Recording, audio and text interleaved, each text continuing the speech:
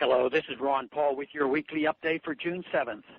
This past week, several emerging and ongoing crises took attention away from the ongoing sovereign debt problems in Greece.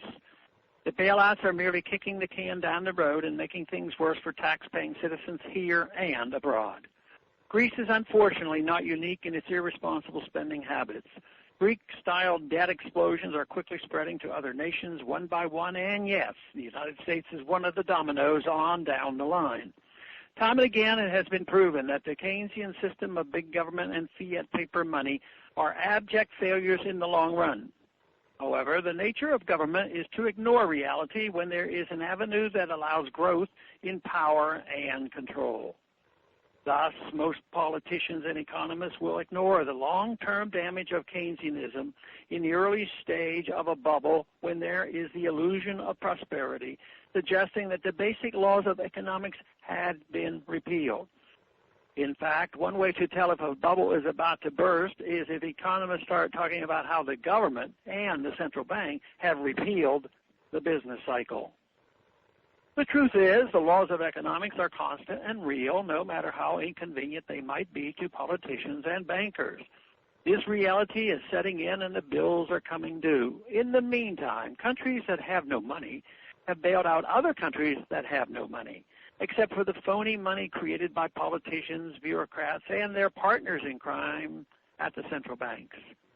This may be preventing big, well-connected banks from having to take on massive debt, but it is all at the expense of the tax-paying citizen.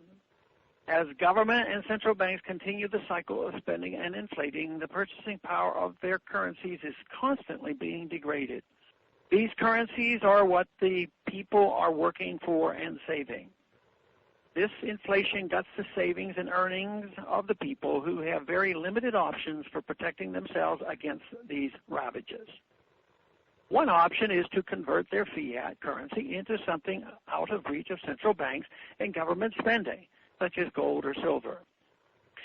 It is fairly typical in the midst of economic crises like these for gold to come under attack by Keynesian economists and their amen corner in the media.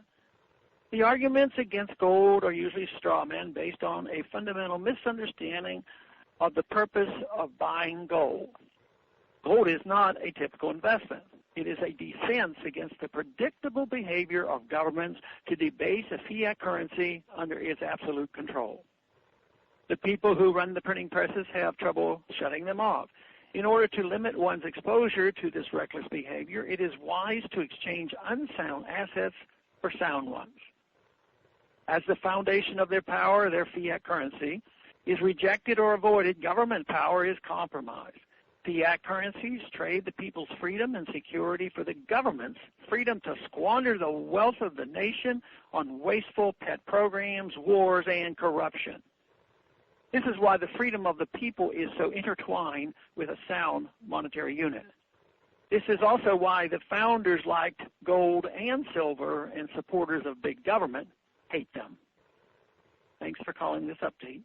A new update is placed on this number, 888-322-1414, every Monday.